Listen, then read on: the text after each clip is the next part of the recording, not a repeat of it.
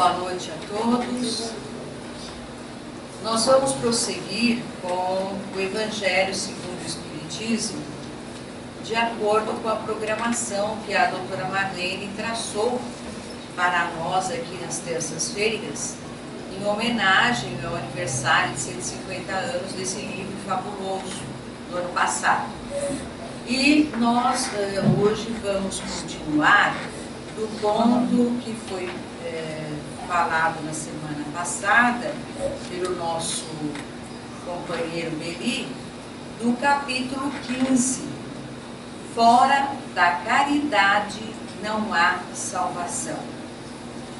Eu tomo a liberdade para dizer que esta talvez seja a lição áurea de todo o Evangelho, porque esta lição ela concentra todo o entendimento dos ensinamentos de Jesus. Sem caridade no coração, nós não seremos salvos, nós não evoluiremos.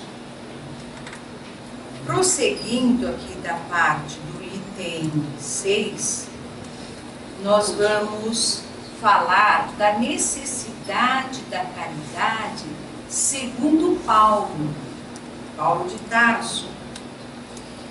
E o que ele nos escreveu? Todos nós lembramos da Epístola aos Coríntios, no seu capítulo 13, versículos de 1 a 7 e 13. Até temos músicas que se utilizam exatamente dessas palavras de Paulo. Que palavras são estas? Ainda quando eu falasse todas as línguas dos homens, e mesmo a língua dos anjos, se não tivesse caridade, não seria senão como um bronze sonante e um símbolo retumbante. E quando eu tivesse o dom de profecia, penetrasse todos os mistérios e tivesse uma perfeita ciência de todas as coisas, quando tivesse ainda toda a fé possível até transportar as montanhas, se não tivesse a caridade, eu nada seria. E quando tivesse distribuído meus bens para alimentar os pobres, e tivesse entregue meu corpo para ser queimado, se não tivesse caridade, tudo isso não serviria para nada. A caridade é paciente, é doce e benfazeja. A caridade não é invejosa, não é temerária e precipitada, não se enche de orgulho, não é desdenhosa, não procura seus próprios interesses, não se melindra e não se irrita com nada, não suspeita mal, não se regozija com a injustiça, mas se regozija com a verdade. Tudo suporta, tudo crê, tudo espera, tudo sofre. Agora, estas três virtudes, a fé, a esperança e a caridade, permanecem, mas entre elas, a mais excelente é a caridade. São Paulo, de tal forma, compreendeu essa verdade que disse: ainda quando eu tivesse a linguagem dos anjos, quando eu tivesse o dom da profecia e penetrasse todos os mistérios, quando eu tivesse toda a fé possível, até transportar as montanhas, se não tivesse caridade, eu nada seria. Entre estas três virtudes, a fé, a esperança e a caridade, a mais excelente é a caridade. Coloca assim, sem equívoco, a caridade acima mesmo da fé, porque a caridade está ao alcance de todo mundo, do ignorante e do sábio, do rico e do pobre, e por quem depende de toda crença particular. E fez mais, definiu a verdadeira caridade, mostrou-a não somente na beneficência, mas na reunião de todas as qualidades do coração, na bondade e benevolência para com o próximo. Nós já lemos essa lição muitas vezes, né? Nós temos muito tempo, né, como espíritas, mas cada vez que nós estudamos esta lição, ela toca diferentemente nos nossos corações. Paulo, ele não deixa dúvidas. Nós não podemos, não temos o direito de alegar ignorância do que realmente importa neste mundo. O que é a caridade que ele se refere? É a caridade moral, material? É o espírito de doação, de fraternidade, de olhar pelo mais fraco, doar aquilo que nós podemos, sermos benevolentes no sentido da caridade, da esmola, do atendimento ao mais necessitado? Não é só isso. Nós não temos no nosso dicionário outra palavra que expresse o verdadeiro sentido da caridade a que se refere Jesus e que também aqui é explanada por Paulo, é comentada, ela é destrinchada no seu entendimento. A caridade está acima de todos os bons sentimentos que nós deveríamos cultivar se nós realmente queremos evoluir. Se nós realmente abraçamos a doutrina de Cristo. Porque a caridade pura, na acepção desse entendimento, é o amor colocado em prática, em todas as suas nuances. É o amor que o Pai Todo-Poderoso tem por nós. É o amor que Cristo tem por nós. Amor este que o fez passar por todo um processo para o enfrentamento aqui do planeta, impregnado, pesado, materializado. Imagine o espírito crístico como Jesus reencarnando no orbe do planeta. Este sacrifício para nos ajudar, para nos elevar somente com muito amor. Este amor que Ele tem por todos nós, por este planeta. Então, a caridade, vocês viram que quando ele se explica aqui, diz, ela não é invejosa, ela não é espalhafatosa, ela não é angustiada.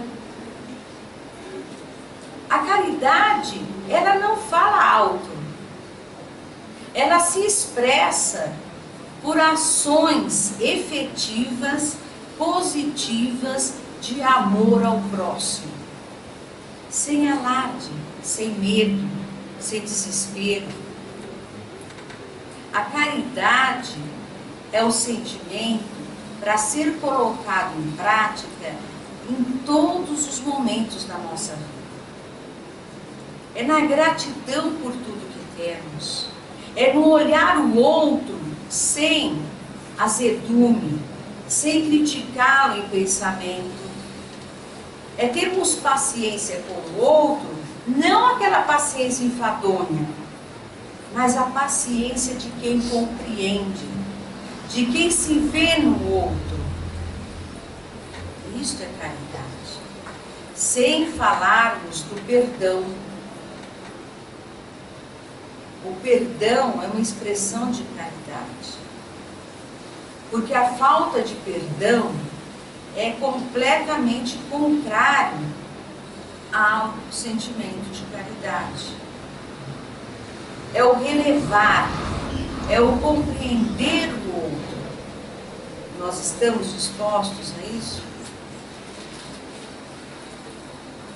Nós temos que fazer esses questionamentos. Nós sabemos que o planeta vai passar por um processo de mudança, que já começou. E nós? Quando ele diz que de que adianta tudo, se ele não tiver caridade, ele nada é. Prosseguindo aqui,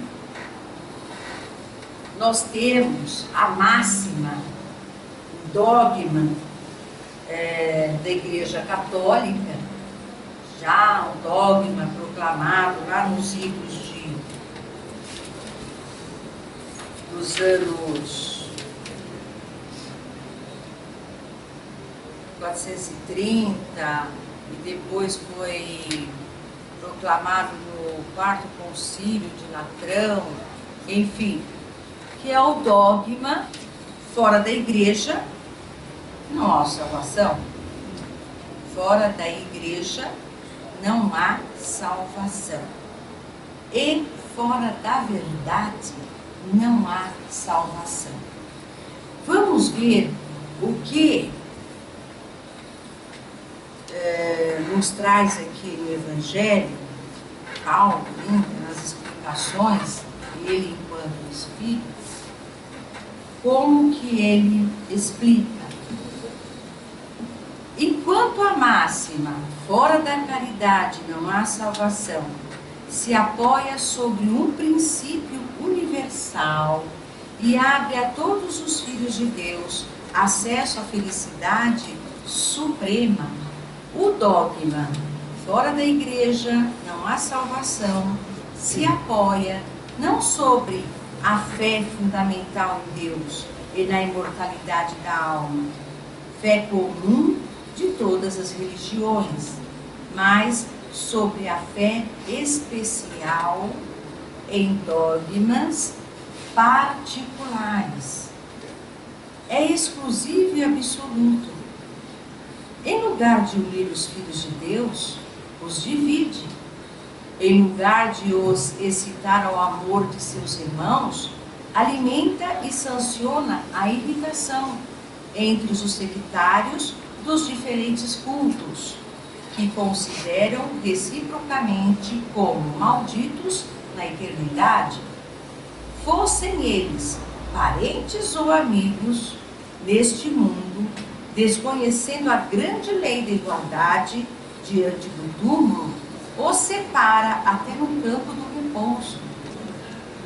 A máxima fora da caridade não há salvação é a consagração do princípio da igualdade diante de Deus e da liberdade de consciência.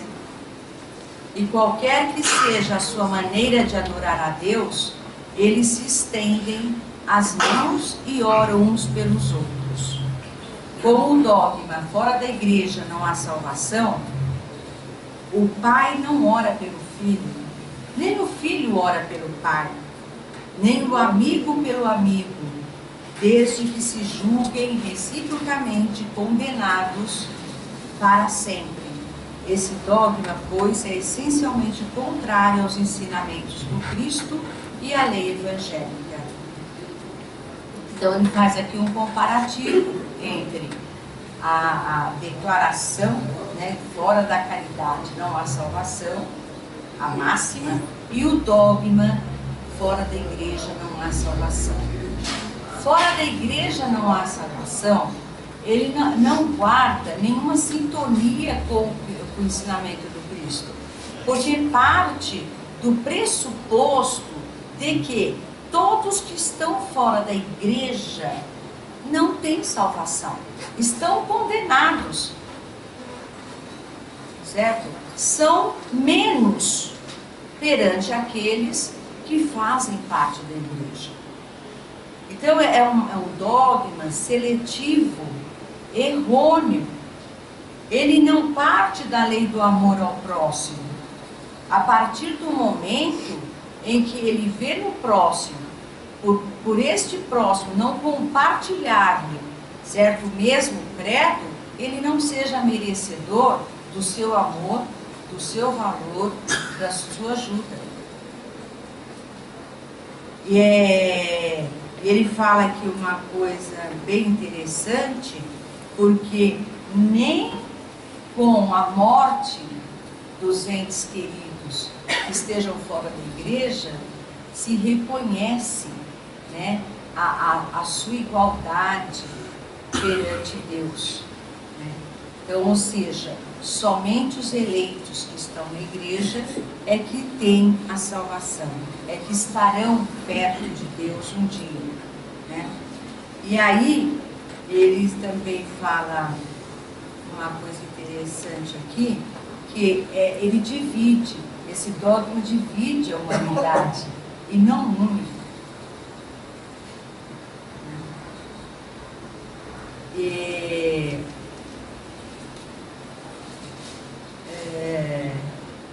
E por conta disso, ele não guarda relação alguma com o princípio do Cristo. Então veja, agora a gente falando assim, a gente concorda. Se nós fizermos uma retrospectiva na história, quantas barbaridades se cometeram, né? Quantos males foram levados a efeito, com prejuízo de milhares e milhares de irmãos e irmãs, por conta deste falso conceito, né, deste dogma, fora da igreja não há salvação, né? Então nós temos aí todo o problema enfrentado, né, pela Igreja Católica na perseguição dos não cristãos, né? Ou seja, não cristãos não católicos, certo? Temos as lutas sangrentas entre católicos e protestantes, né? E se nós fizermos uma analogia, certo? A gente vai ver que o espírito deste dogma também impregna os dogmas dos nossos irmãos islâmicos, certo? Que se consideram os únicos herdeiros e eleitos de Deus, e não toleram as outras religiões. Então nós sabemos que é esse mesmo espírito intolerante que está liderando hoje todo esse movimento islâmico em todas as partes do mundo. Essa intolerância, este ódio, né? Porque na concepção deles, somente eles estão certos, certo? E só eles são os eleitos, porque eles estão acima de tudo. Então, infelizmente, nós assistimos, né, agora nesses últimos dias, os ataques terroristas e muitos outros, né, que acontecem todos os dias em todos os lugares do planeta. Também esse mesmo dogma está impregnado na luta entre palestinos e judeus. Quem é que detém a verdade? E esse é um outro dogma, que fora da verdade não há salvação, que é o próximo item. Ele é semelhante daquele que diz, fora da igreja não há salvação. Então, quando diz aqui, fora da verdade não há salvação, seria o equivalente, né, ter fora da igreja não há salvação. E também exclusivista, porque não há uma só seita que não pretenda ter o privilégio da verdade. Qual é o homem que pode se gabar de possuí-lo inteiramente, quando o círculo dos conhecimentos aumenta sem cessar e as ideias se retificam a cada dia? Quem está com a verdade? A verdade pertence a quem? A qual igreja? A qual credo? Quem detém a verdade? Aqui, o nosso mentor, ele é bem claro. Quem detém a verdade, se esta verdade muda todos os dias? E ela deve mudar todos os dias, porque isso é sinal de evolução.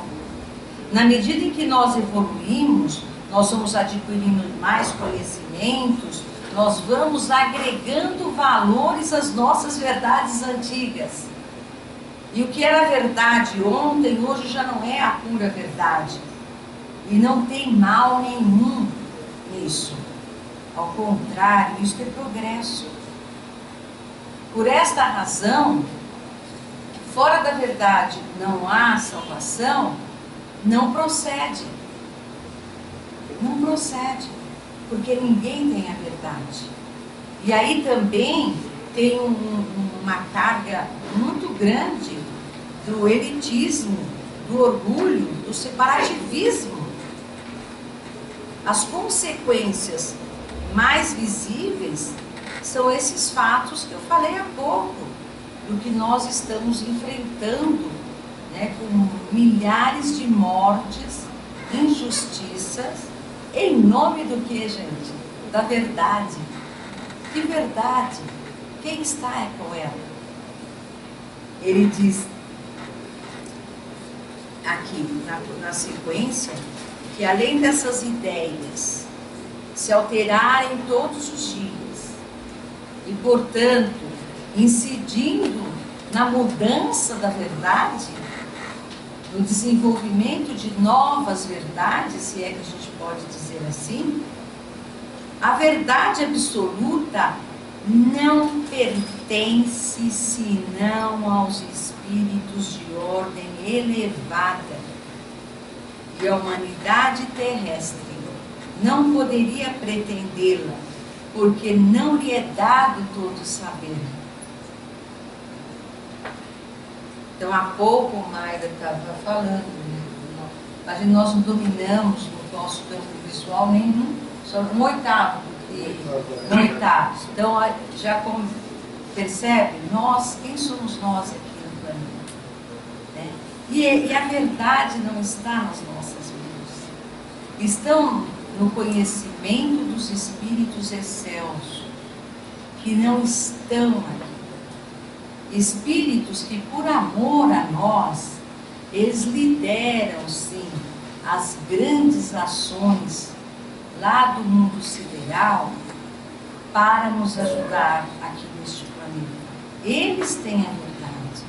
São esses espíritos crísticos, são esses espíritos sublimados. Mas quem somos nós? E ele diz: ela, a verdade, não pode aspirar senão a uma verdade relativa e proporcional ao seu adiantamento.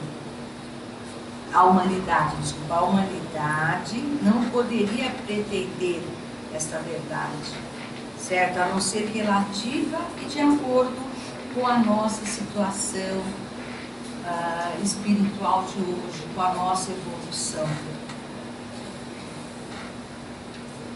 Se nós pensarmos bem, quanta bobagem nós fazemos, quanto tempo nós perdemos, né, no sentido de fazer que a nossa pessoa prevaleça sobre a do outro.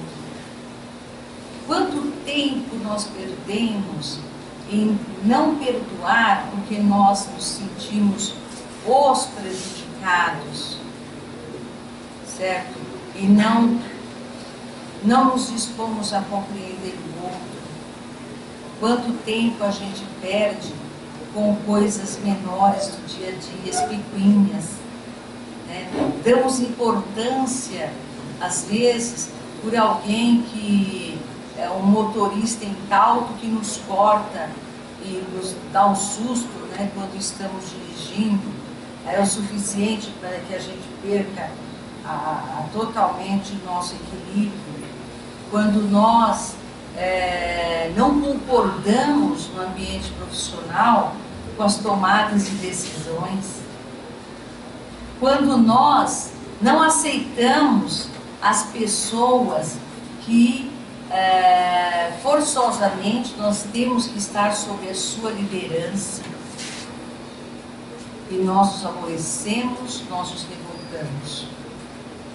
Essas preocupações todas, esses achaques, né, de personalismos que nós temos, nada mais é porque nós acreditamos que detemos a verdade. Cada um de nós é um mundo de verdade. E quando nós somos enfrentados nessa nossa verdade individual, nós nos arrepiamos, nós estranhamos, nós não aceitamos, percebem? Nós às vezes falamos, batemos no peito, não, mas eu tenho princípios. Nós temos que saber discernir entre princípio e essas ditas verdades. Nós temos que prestar bem atenção. Princípio que nós temos que ter na nossa formação é todo que embasa a nossa atitude de não prejudicar o próximo, que seja uma coisinha mínima. Isso é princípio. Que nos coloca, certo? Como, em primeiro plano, nos coloca numa atitude de não prejudicar o próximo. Então, seja lá o que for que esteja na base dessas garantias, são princípios. Agora, verdades são aquilo que nós entendemos como a nossa verdade, certo? Não, eu não vou, não me misturo com pessoas assim, né? Porque eu aprendi que a honestidade é tudo e, portanto, nós temos que andar ou abrir nossa casa somente a pessoas assim assadas. Isso é verdade. É verdade que nós temos falsas verdades, na verdade. Não, de fato, não é um princípio. Certo? Não. Todos que moram no Rio, todo mundo é folgado. Carioca não presta. Isso é falsa verdade. Certo? Não, olha, judeu, tudo bem, mas eu não trabalho para judeu. Porque eu aprendi assim, falsa verdade. Então nós, sem querer, desenvolvemos verdades, certo? Que não são verdades. Em nome dessas verdades, nós estamos cheios de casos aí, de jovens que foram proibidos de se casarem, né? Sofreram perseguições dos próprios pais, porque eram de famílias não amigas ou famílias tradicionais. Isso só para citar exemplos básicos, entendeu? Tem pessoas que têm as verdades profissionais, né? Tem pessoas que se colocam acima e só tem valor aqueles que são relacionados à sua profissão. São incapazes de se misturarem com outros. Nossas verdades. E são coisas que eu estou jogando assim a esmo, mas que me vêm, porque são crenças. E a gente confunde essas crenças, que na sua maioria é tudo lixo, não tem nada de verdade, nada de salutar, nós confundimos com as nossas verdades. Então nós temos que começar a perceber, dentro da religião, o Espiritismo não tem verdades. Nós não temos aqui dogmas. Nada aqui, gente, é para sempre. Só uma coisa: o amor, a fidelidade ao Cristo. E isso é princípio, isso é verdade, né? E o clamor para todos nós, para que um dia, oxalá, possamos agir com caridade pura, nos expressarmos com caridade. Por isso que a casa espírita, ela abre as portas para o aprendizado constante e para a disciplina, né?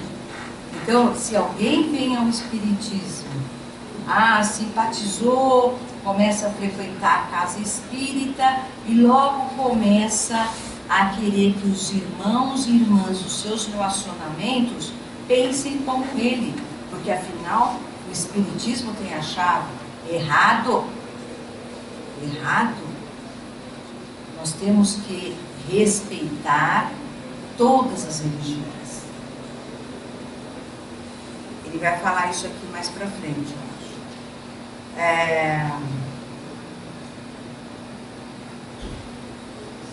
Se Deus houvesse feito da posse da verdade absoluta a condição expressa da felicidade futura, isso seria uma sentença de proscrição geral. Não existe a verdade absoluta para eu alçar, né, o cume da minha elevação espiritual. Enquanto que a caridade, mesmo na sua acepção mais ampla, pode ser praticada por todos. A verdade, nenhum de nós detém. A caridade, todos nós podemos. Todos nós temos potencial para praticá-la. O Espiritismo, de acordo com o Evangelho, admitindo que a salvação independe de crença, conquanto se observe a lei de Deus, não diz, fora do Espiritismo não há salvação. E como não pretende ensinar ainda toda a verdade, também não diz, fora da verdade não há salvação. Máxima que dividiria em lugar de unir e perpetuaria o antagonismo. Então sejamos bem atentos a isso. O Espiritismo, ele não detém a verdade absoluta, né? E, portanto, a sua verdade não vai levar à salvação, certo? Por outro lado, ele abre os braços, abre todas as possibilidades para a prática da caridade verdadeira. E o Espiritismo, ele une, jamais separa. Nós temos que nos unir a todos os nossos irmãos, independente de crença. Porque assim será o mundo. Tem pessoas, às vezes, que a gente já conversou, e até a doutora Marlene falou, que acreditam o Espírito, que tem uma parte do Evangelho que parece que dá esse entendimento, mas não é. Que o Espiritismo vai ser a religião global. Não é isso. Certo? A religião do planeta vai ser aquela que vai levar ao Deus e aquela capaz de fomentar a caridade nos seus fiéis, nos seus seguidores, independente de rótulo. É isso que nós temos que estar atentos. Eu não conheço o islamismo, eu não conheço o Alcorão, certo? Mas nós sabemos foi publicado na Folha, acho que é pelo editorial, que Maomé recebeu a incumbência realmente de Deus, né, de traduzir, levar a doutrina do Cristo para os povos do Ocidente. Mas ele falhou. Ele falhou porque ele recheou todo aquele livro com dogmas, com verdades absolutas que saiu da cabeça dele, certamente influenciado, né, se deixou influenciar pelos espíritos que não querem a união, pelos espíritos que estão aqui no nosso entorno e que precisam da terra falida do jeito que é, porque nós os alimentamos. Nós os alimentamos, os espíritos menos evoluídos, que vivem nas zonas do baixo umbral. Como que nós alimentamos? Com as nossas emanações. Quanto mais caótica a situação no planeta, mais felizes eles estarão, porque eles vivem dos nossos fluidos. E para isso, eles vão atrás dos líderes, eles vão atrás daqueles que têm missões reais de incentivar a humanidade para se elevar, fomentando o quê? Se aproveitando do quê? Das paixões. Aí Maomé começou a rechear todo aquele entendimento das coisas mais mirabolantes. Entendeu? Separatista. E até cruéis com as mulheres, enfim. Bom, meus filhos, na máxima, fora da caridade, não há salvação, estão contidos os destinos dos homens na terra e no céu, encarnados e desencarnados. Na terra, porque à sombra desse estandarte eles viverão em paz. No céu, porque aqueles que a tiverem praticado encontrarão graça diante do Senhor.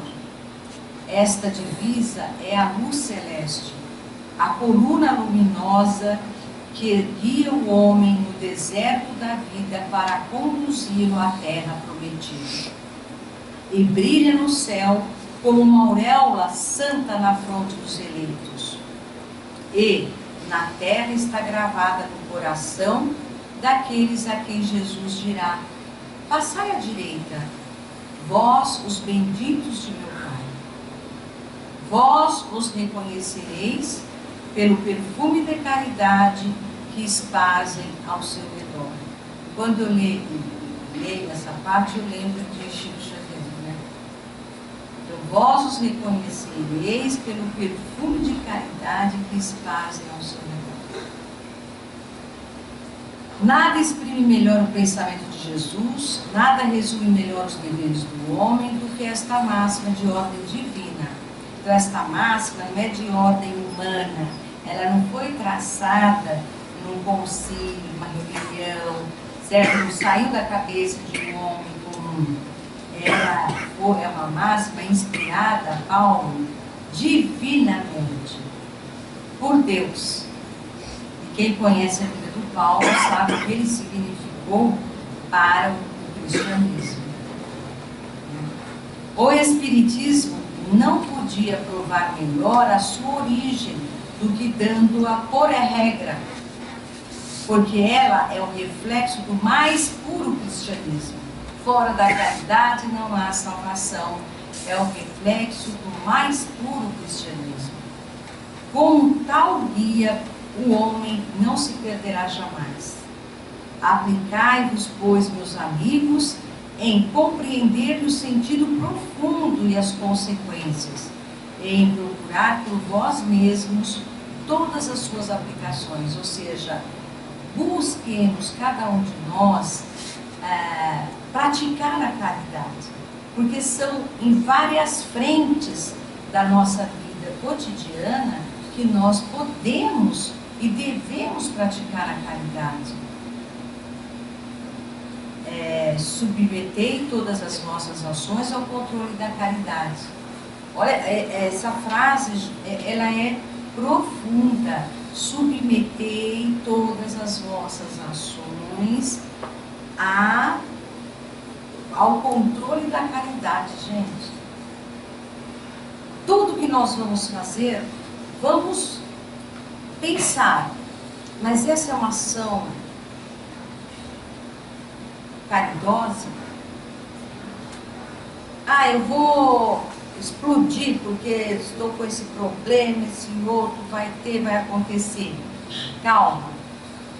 Passa esse conceito de caridade, passa a métrica da caridade nessa possível explosão que você vai ter. Ah, eu estou muito desanimada. Viver para quê? Será? Viver para quê? Vou largar tudo. Para quê? Nada dá certo para mim?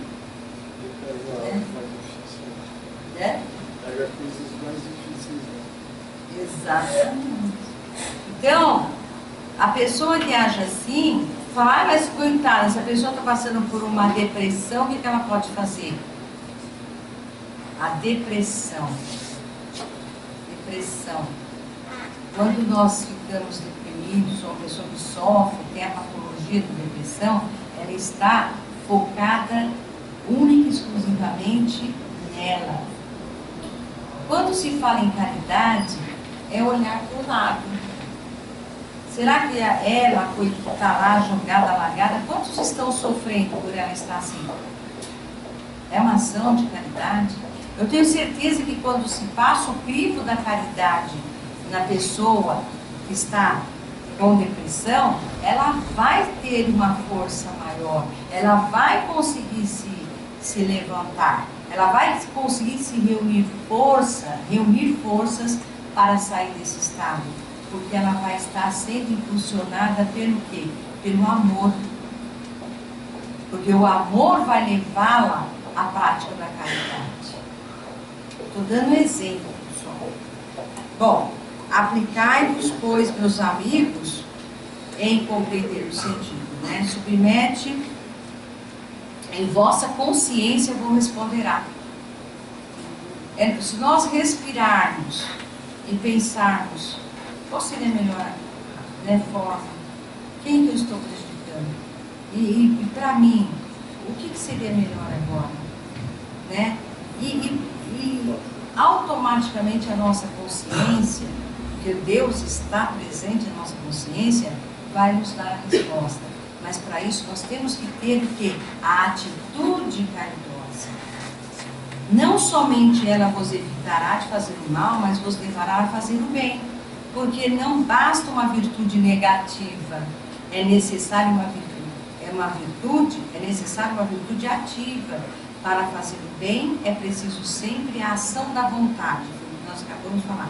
Para não fazer o mal, basta frequentemente a inércia e a negligência.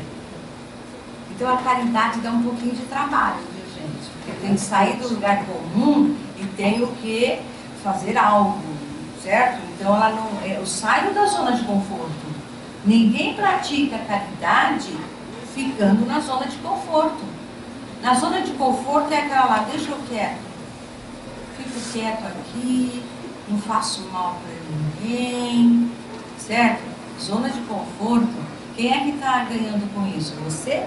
Não. Eu não estou ganhando com uma atitude assim. Então tem isso. Então muitos irmãos, não estou dizendo aqui, gente, quando a gente fala aqui na frente, é porque eu sou a caridosa, hein? Então assim, eu falo alto, estou aprendendo com vocês. Mas essa é uma reflexão que nós temos que fazer juntos. E depois, quando formos para casa e junto conosco, a gente tem que pensar nisso. Certo? Faz parte da nossa evolução. Você pode adiar? Pode. Cada um adia. Se eu quiser, eu vou adiar também. Mas e as consequências? Se nós temos esta verdade cristalina aqui, por que nós vamos adiar? Me conta. Ao invés de ter um esforcinho aqui, um esforcinho ali. Então, no caso, uma pessoa que insiste, tem uma certa tendência a ter depressão, mas ela insiste em permanecer na depressão, ela está sendo uma pessoa egoísta. na acepção da palavra, sim, né? Está pensando mais nela, isso.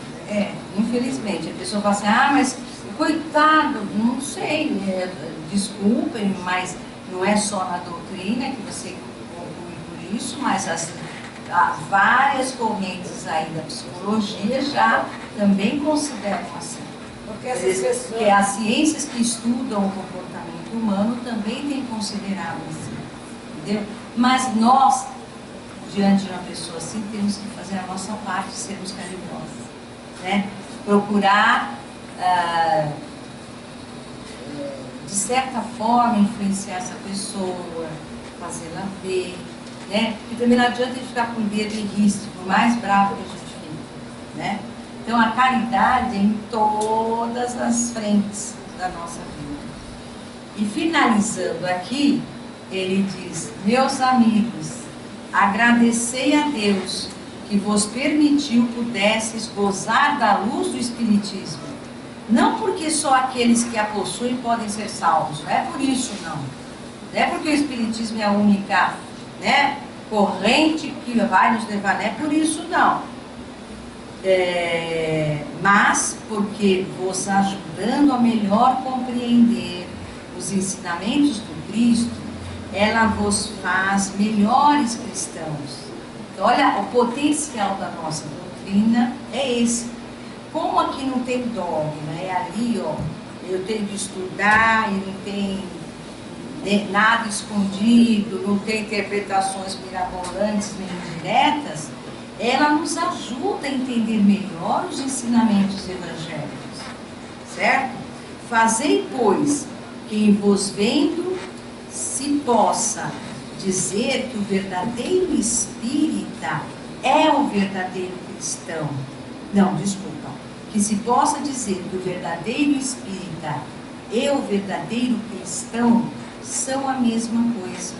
Porque todos aqueles que praticam a caridade são os discípulos de Jesus, qualquer seja o culto a que pertençam.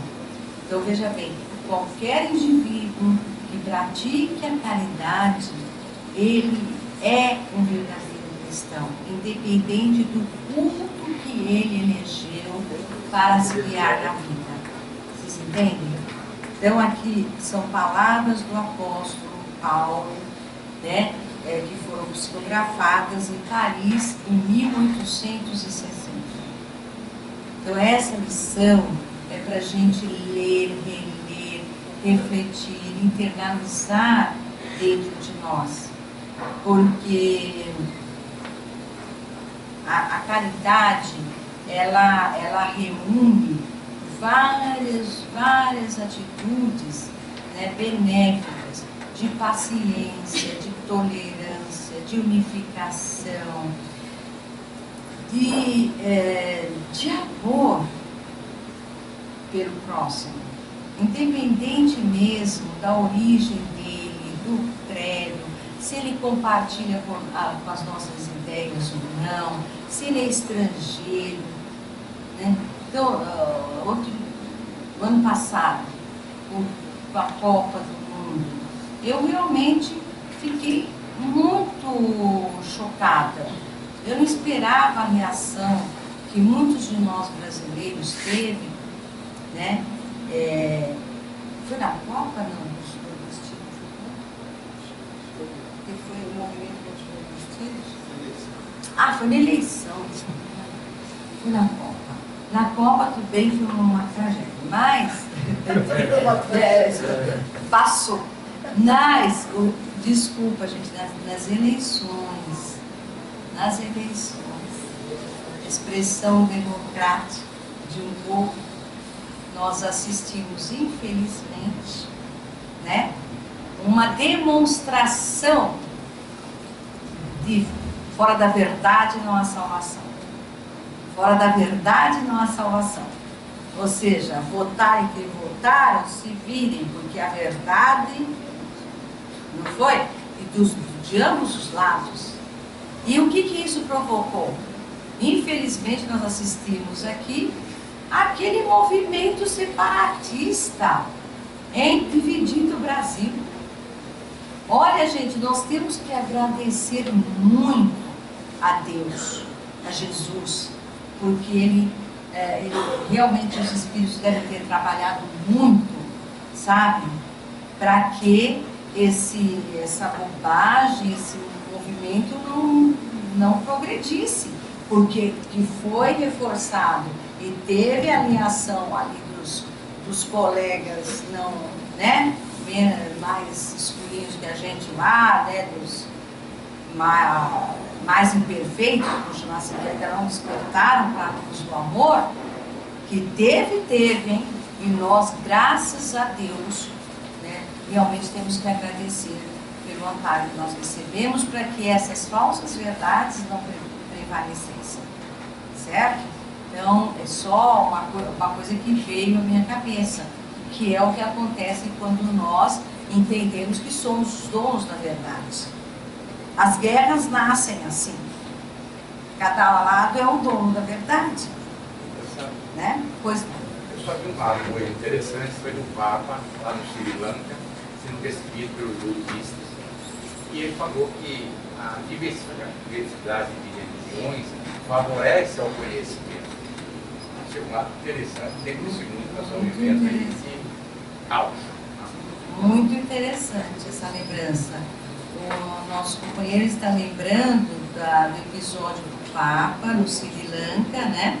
Que foi despido, né? Foi recebido pelos budistas, e ele declarou que a diversidade religiosa ela contribui para o progresso. Então, né? Então nós temos realmente que admirar esse líder religioso, porque ele falou a pura verdade. Essa consciência importantíssima. E é isso mesmo. Bom, alguma dúvida, alguém quer falar ou complementar alguma coisa? Não? Então vamos aos trabalhos, né, na continuidade, cada qual nas suas atividades. Muito obrigada.